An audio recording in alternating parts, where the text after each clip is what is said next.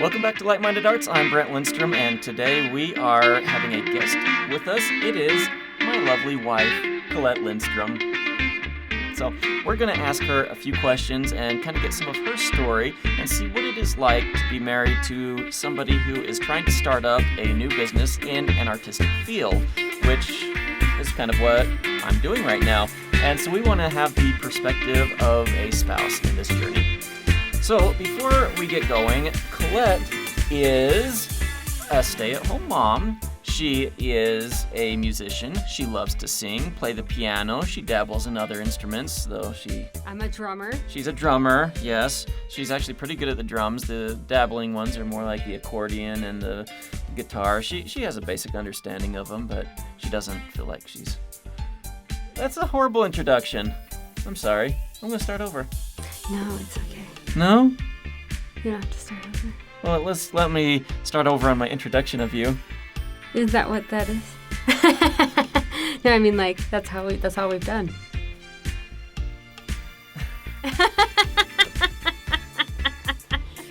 Oh, people, this is so hard to do. This is actually our second take. We spent half an hour doing a podcast. Take two. Yes. If at first you don't succeed, try and try again. And I keep looking at myself right there instead of right there. I was hoping that I could solve this problem, and they missed my jokes about adult diapers. I'm sure there'll be plenty of opportunities. And, like, my musical references. Maybe we'll have to, like, cut pieces of that other one in. We'll see. Okay. The audio was bad. We actually had to stop because I forgot to push record on the microphone. Pretty rookie mistake. It happens. It does happen.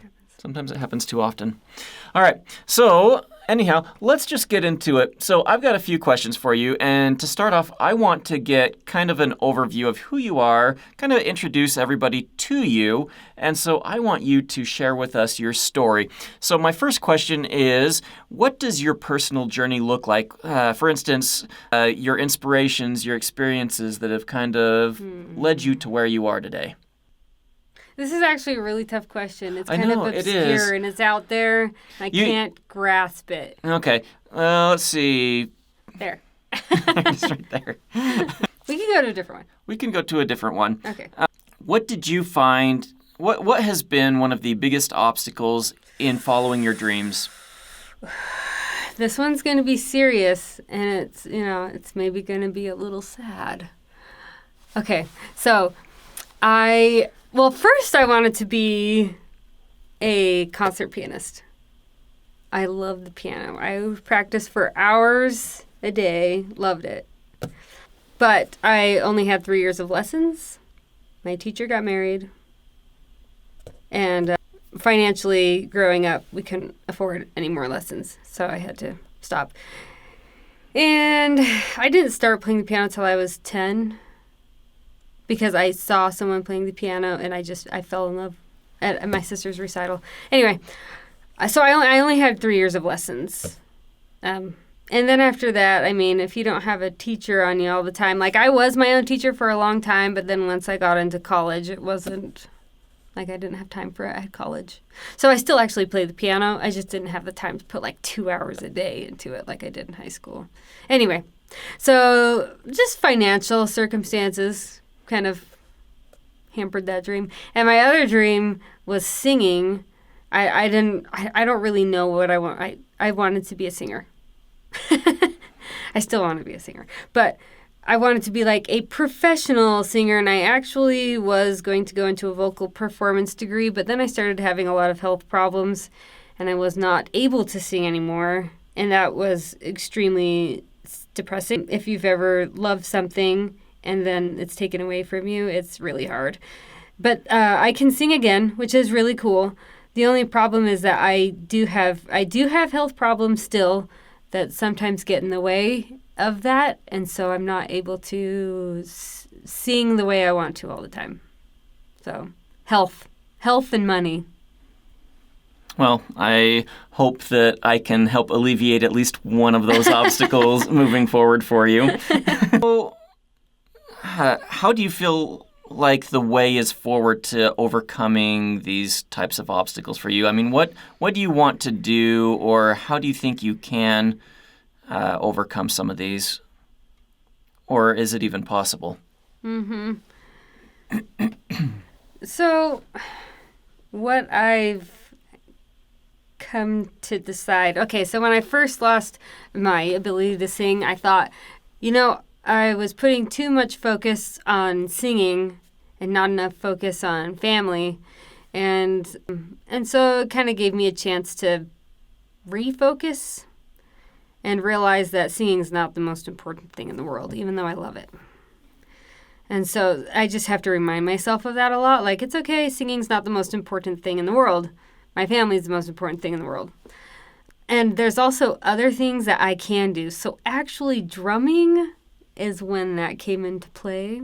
So I wasn't able to sing much anymore, and Brent got me an electric drum kit, and so I decided to start pursuing drumming, and still knew, like, I'm going to sing again someday, and I don't know what quality my voice is going to be, but there are other things that I can learn, and I can branch out.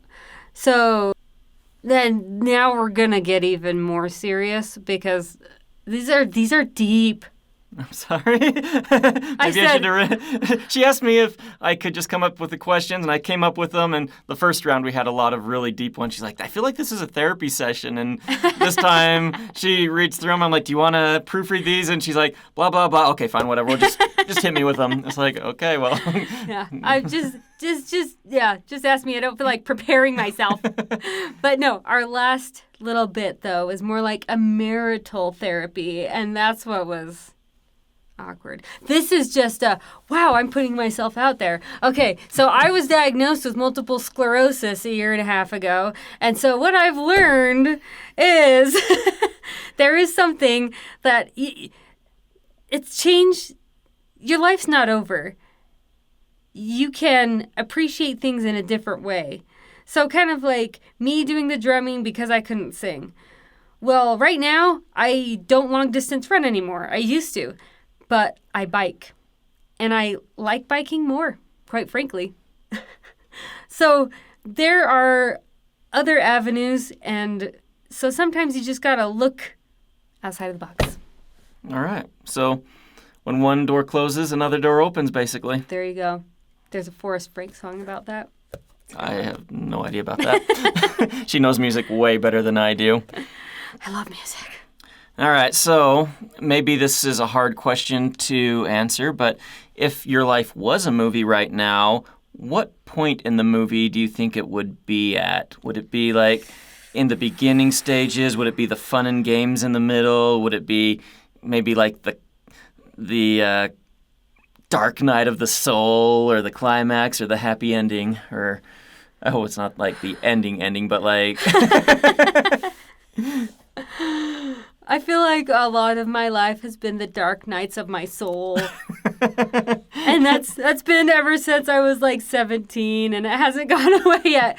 But considering I might live until I'm 90, Mm-hmm. There's a lot to go. If the fun and games sounds like the dark night of the soul, then the fun and games was when I was 10. So, okay, our story arc looks a little bit like this.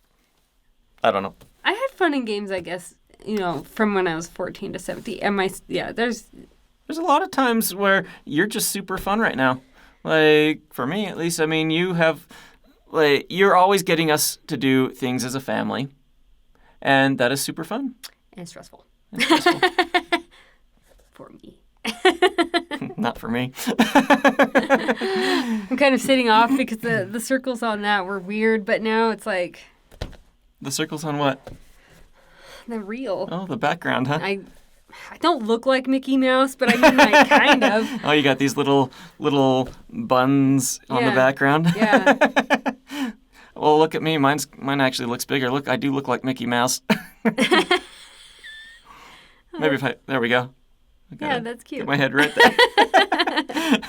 Okay. All right. So do you feel like you have a plan, or that you are flying by the seat of your pants? I am flying by the seat of my pants. I have no plans. Okay. Cool. Does that stress you out too? Or does that... I don't know. Or would you rather have it any other way? I don't know. See, this is the thing, is I always think, oh, I want to do this. But then I do it, like I've told Brent many times. I do something for 2 years, and I'm like, okay, I'm tired. I want to do something else now. So I guess I'm okay with it. Cool. All right. That always keeps things fresh. Yes. I am like the total opposite. Like, I need to have every minute of every day and month and year scheduled out. And so, yeah, I am not a by the seat of your pants kind of person. Depends. It does depend a little bit. It depends for me, especially. Yeah. I do still try to stay flexible with my plans, but I like to know where things are going in a long-term sense. Mm-hmm. I guess we all do in a way, but it doesn't always work out that way either. Yeah. Here are some discussion topics I would like to go over. What is it like having your spouse venture into an uncertain career path? Because that's terrifying. Kind of the... Yeah. Sorry, cut you off. No, just the journey we're going through. Terrifying. What about it is terrifying? And this was mentioned in our last podcast, and that didn't work out. And often, between me and Brent, that I just am afraid that we will lose our house and everything. Yeah. I like to have plans for like what I'm going to sell next. Like, okay, if we can't pay for the house, I'm going to sell this. I'm going to sell this. So Facebook she's making, Marketplace? she's flying by the seat of her pants, but making contingent plans on the side. So, okay. Yeah. And so for me, I feel like because I do know those are her concerns, I want to create a stable income. I want to be financially independent so that she doesn't have to worry so much about that. I don't know that it actually works. I mean, my plan I feel like works, but alleviating her concerns, I don't know how much having a plan on my end helps her feel any better about it. It does make me feel better until we take a loan. Yeah. And then I don't feel better Which we just did. So she doesn't always know how much money I'm in debt sometimes because I have my construction development company that I have to go into debt for quite often to build up my real estate ventures. She doesn't know any of that. But then, like this last week, we put a mortgage on our house, and that was to help fund some future investments that we're doing. And signing those papers looked like she was about to pass out. Maybe throw up's a better word. Yeah, she was a little green. So having plans is good, but I think, and maybe I should do a better job at this, at helping her understand what those financial plans are. Oh, no, he does. I don't understand. Math was my absolute worst subject. Worst. I am an artistic soul. Which I feel like I have a lot of art in me too, but I do have a strong financial background. Because, I mean, if you've been watching this at all, you know that I majored in finance. I went on to get an MBA. But to her point, it is sometimes hard to get some of these financial concepts across because I'll start telling her about them and she glazes over. Okay, so Saturday Night Live, there's a skit with Steve Martin and I don't remember who else. Okay. And they were talking about their finances. And he was like, so what if you don't have the money? Can you buy it anyway? And the guy was like, no. What if you're going to get the money, but you don't have it yet? Can you buy it anyway? Absolutely not. Right? So that's kind of how I roll. If you don't have the money, you don't do it. Right. And I have other plans. But actually, if you are financially illiterate, I do have a lot of videos coming up here in the series, so I'm going to probably watch them. You should probably watch them, and I would love for our kids to watch them. I need to find a way to make them entertaining, but I'm going to try breaking down a lot of the knowledge I've gained over the last 10 years or so into short, easily digestible segments so that you guys can understand them. And so that you can understand them. Yay, we can all understand them. I feel like I got spittle on my chin. Probably do. Okay. All right, so the next topic that I'd like to talk about is, would you rather know every detail of a business or trust in your spouse that it will go well? Well, the thing is, I'd like to know every detail of the business, but I don't understand every detail of the business. And so therefore, I just have to trust my spouse and be like, okay, I tried. Don't let us die. So I guess in a sense, it comes down to, for us at least, having different roles that we're fulfilling. At least that's what it sounds like to me. And So maybe just different personalities. And different personalities, yeah. So I've got a mind that is really into business. It's really into financing and trying to make things like that work. And I want to play, and that's my problem. I want to play all the time, and I can't play all the time. You can't. She's very busy. That is my dream, is to play all the time, and I don't know how to ever overcome that obstacle. Yeah. Referencing to that first. I think that our kids would need to move out of the house, and I would need to retire, and then we could play all the time. Yeah. So Colette is a stay-at-home mom, but that does not mean that she does not work a lot. She is a very, very busy woman.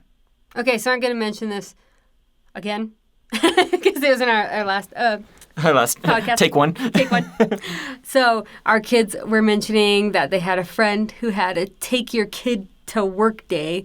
And they said, if we went to work with Dad, we'd just sit at the computer for hours. And they kind of laughed. And then I said, well, maybe you should come to work with me. And my son went, no.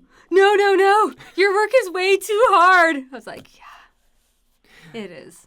I don't know where I heard this, but, as AI is coming up and everything, somebody was saying something to the effect of, why can't AI do my dishes and let me do all my art and my play? And it seems like AI is doing all of the art and making us do all our dishes. That is so true. It's sucking the creativity out of us. Okay, I shouldn't say that because we can't be total haters. Yeah. Right? Utilize this. I'm sure we'll find a balance. Our kids are going to know exactly what to do. I think that us in the older generations, and we're not that old. I'm 43. But you're younger than me. Just by a little bit. But I think it's going to be harder for us than it will be for them to catch on. Kind of like the internet is for our parents. That's embarrassing. I went over to my friend's house once. It was so funny. I was in high school, and I go over to my friend's house, and his dad comes out, and he's like, hey, I just won $500,000 shopping spree at Walmart. And we're like, how'd that come about? He's like, it just came through on my email on the internet. And we're like, you didn't just win a shopping spree at Walmart. He's like, yeah, all I've got to do is send in $2,000 to process the whole thing, and I get to go on the spree. I'm like, I don't even think that's an internet issue. That's just a scammer issue. Okay. Yeah. Yeah, I don't know. But I feel like it's good. Scammers we're more savvy, though, with scammers on the internet than our parents were and our grandparents. And I think that our kids are going to be way more savvy with AI scamming than we will be. Because if you... Scamming? Oh, What? there is going to be so much stuff on there that is going to be looking so believable. It's going to be insane. But I think we just got off on a tangent. We did. So let's move on, I guess. Let's get down to business to defeat the Huns. I will probably always reference some song. She's good at music. I will reference movies. Yeah. Yeah. Yeah. Okay. What do you think is more important, following your passion or making a profit? Following your passion, which is why I'm supporting you in this business. I'd say making a profit. Actually, whatever. No, it's not. If it was, you wouldn't be doing this. Can I? It's kind of like the whole thing is it better to be loved or respected, or is it too much to ask for both? Yeah. I don't know if I quoted that right, but I don't know either, actually. Yeah, or feared. Oh, no, feared. Is it better to be feared or loved? Is that right? I don't know. I can't remember. But I do wonder if it is too much to ask for both. But if you have noticed that I've been talking about my 10-year plan, so I wanted to be profitable. I didn't want to be a poor, struggling artist, which is why I have tried to situate our family in a situation that we are profitable, even if the passion doesn't really make all that much money. But you're following your passion. I am still following my passion, but he left as safely as I can. Pretty darn good, safe job. Health insurance, everything. I was like, why are we leaving? Aren't we happy? We're happy. Right? We were happy. He wasn't happy. And so I was happy. But I don't want to squash his dreams. I don't want to be a dream squasher. You are very good about that. Brent is not a dreamer, he's a doer. And I want him to do what makes him happy. I think she's just saying that I'm very fragile and I would get squashed and hurt too easily. I don't know. No. About that. Okay. Maybe not. All right. So, I guess, cool. Let's move on. Okay. Is there anything else you would like to discuss before we move on to some rapid-fire questions? No. No, you are done. Let's be over with this already. I'm hungry and I want lunch. Let's do lunch. But first, I got some quick questions for you. What is your favorite fiction novel? Ooh. I don't know. Maybe Alcatraz versus the Evil Librarians. Okay, Alcatraz versus the Evil Librarians. All right. So funny. By Brandon Sanderson, right? Yep. Good. Glad I got that right. All right. What is your favorite nonfiction book? That's a toughie, too. Scriptures. The Scriptures. Way to answer that. All right. Sounds like on, what is it, God's Army?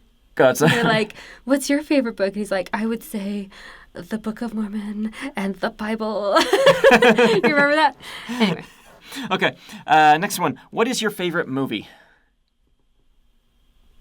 That one's tough, too. Ooh, that one's super tough. So many good movies. What's my current favorite movie? I just thought of this the other day, and now I can't forget it, so apparently it's not my favorite. Because how could you forget it? I think it's easy, because when you're put on the spot, it's really easy to What forget. do you think my favorite movie is? While you were sleeping.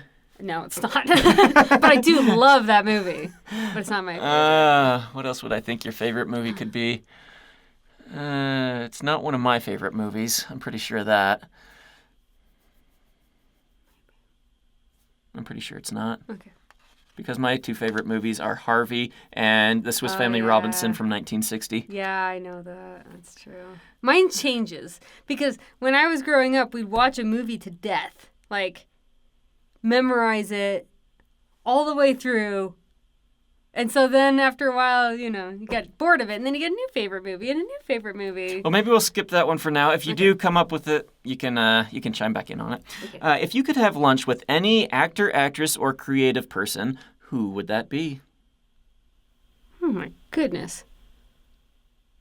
Oh, Coldplay. Coldplay. The whole band. Can I select the whole band? That's more than one person. Yeah, I guess you can select the whole band. What would be your go-to karaoke song? You just go to the restaurant, they've got karaoke night, and you're like, let's go up there! I wonder if they have this song. What would that be? You can never know what it's like. Your blood like winter freezes just like ice. And there's cold, lonely light that shines from you.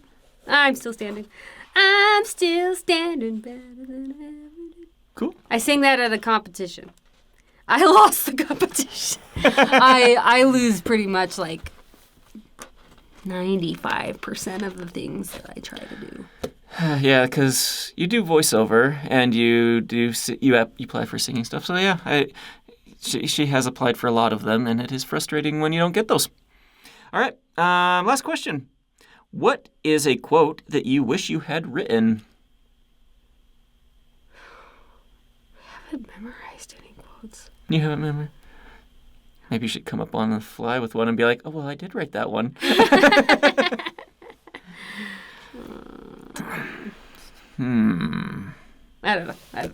don't know. I'm sorry. I don't. Failing you. I don't know that this is my favorite, but I like the one in the Book of Mormon. Or is it the Book of Mormon? Fools mock, but they shall mourn. Maybe that's in the Bible. I think it's in both. It might be in both. I think it's in both. Fools In mock, fact, I think but they shall mourn. I think it's in every book of scripture. Pretty sure. Okay. Well, Colette, since you do voiceover, and I said do. You said do. You do. Since you do voiceover and singing and different things, where is somewhere that people can look you up if they are looking for voiceover work or if you wanted to promote anything you're doing? Well, I had a website, but I'm going to destroy this website. Okay, so this is the deal. We moved. I had to pack up all my voiceover stuff. I started teaching a religious course for BYU Pathway Institute.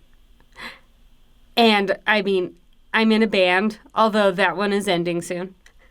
My last show is this Saturday.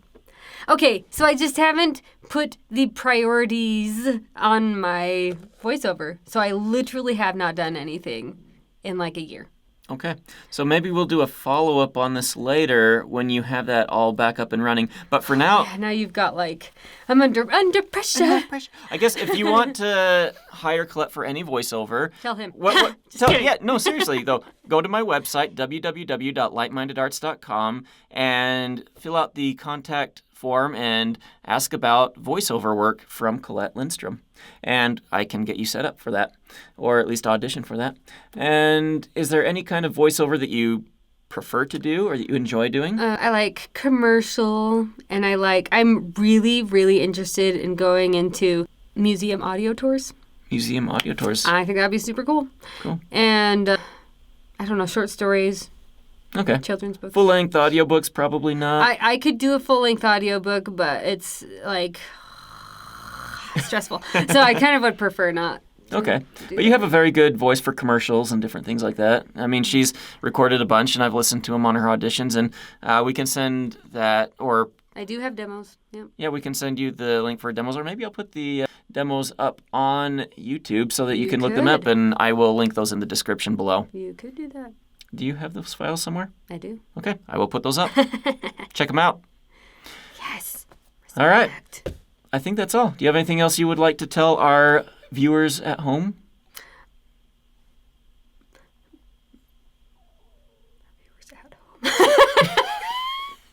I need to put in a laugh track or something with this. Viewers at home. They're not at my home. No, they're at their home. It's like that one movie. Oh my goodness. The one with Jules. Remember? It does not make any sense. That was a good movie, Jules. Jules was a good movie. Watch it if you haven't seen it. Yeah. Now I can't ruin that line. Okay. I won't say it. I won't either. No spoilers. All right. See you next time. Peace. Live long and prosper. Oh, we both did it!